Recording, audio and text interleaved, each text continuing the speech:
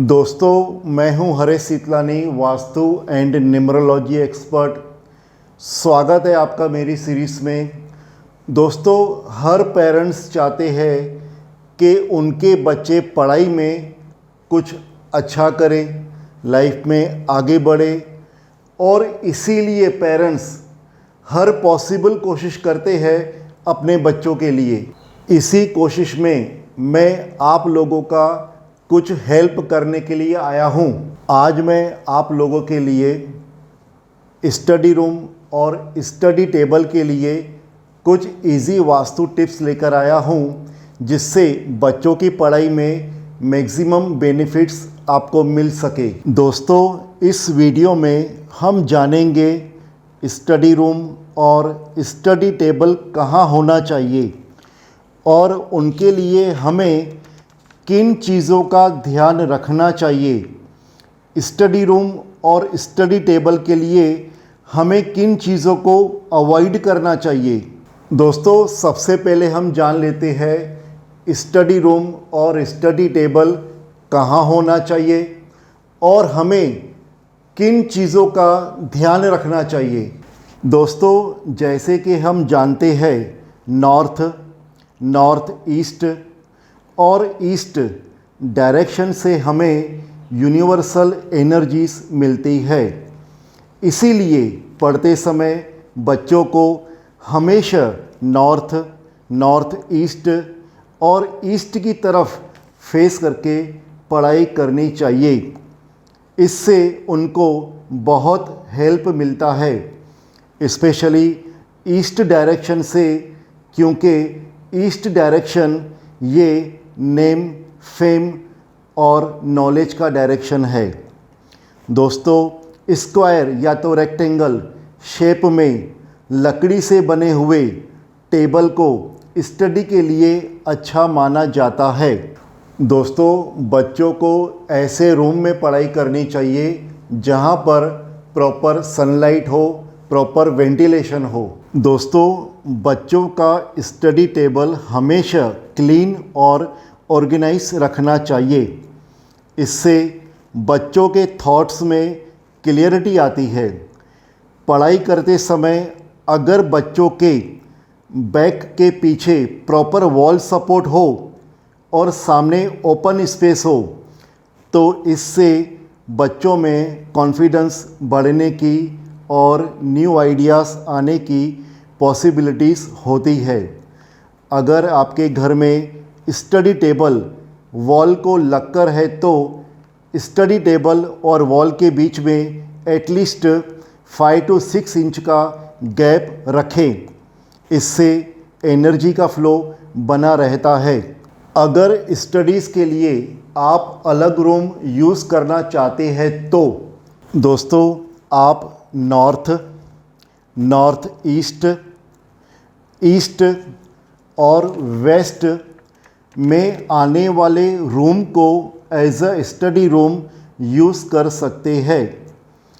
Study room के लिए हमें हमेशा लाइट कलर यूज़ करना है, स्पेशली लाइट ग्रीन, क्योंकि लाइट ग्रीन कलर माइंड पे कूलिंग और सूदिंग इफ़ेक्ट देता है, जिससे बच्चों का कंसंट्रेशन लेवल बढ़ता है। हो सके तो स्टडी रूम या स्टडी टेबल पर एक पिरामिड रखें, जिससे यहाँ पर पॉजिटिव एनर्जीज बनी रहती है। चलिए दोस्तों, अब हम जानते हैं कि स्टडी रूम और स्टडी टेबल के लिए हमें किन बातों को अवॉइड करना चाहिए। दोस्तों, स्टडी टेबल पर हमें अननेसेसरी बुक्स रखने से हमें अवॉइड करना है। यानी कि बच्चा जब स्टडी कर रहा है, कोई सब्जेक्ट पढ़ रहा है, तो उसी सब्जेक्ट के बुक्स आप उस टेबल पर रख सकते हैं।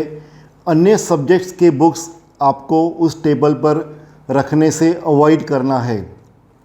इससे बच्चों पर साइकोलॉजिकल प्रेशर बढ़ता है।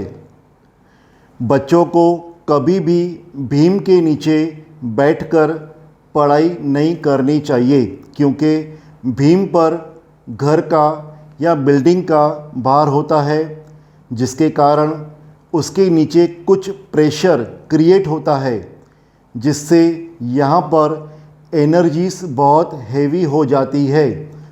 और अगर बच्चे इसके नीचे बैठकर पढ़ाई करेंगे तो उनके ऊपर अनवांटेड प्रेशर आने की पॉसिबिलिटी होती है। दोस्तों, ब्रह्मस्थान यानी कि घर का मध्य हमेशा हल्का, ओपन और फ्री होना चाहिए। इसीलिए हमें ब्रह्मस्थान में स्टडी टेबल को रखने से अवॉइड करना है। पढ़ाई करते समय बच्चों का रिफ्लेक्शन किसी भी मिरर में नहीं आना चाहिए, क्योंकि मिरर में रिफ्लेक्शन आने से बच्चों का वर्कलोड डबल होने की पॉसिबिलिटी होती है और कभी कभी उनको हेल्थ इश्यूज़ भी आ सकते हैं।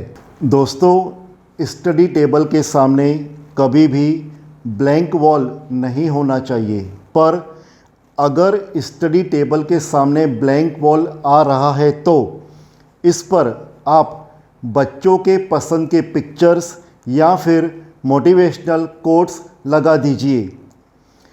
स्टडी टेबल के एग्जैक्ट सामने हमें विंडोज़ को अवॉइड करना है, क्योंकि इससे बच्चे स्टडी पर प्रॉपरली कंसंट्रेट नहीं कर पाते हैं।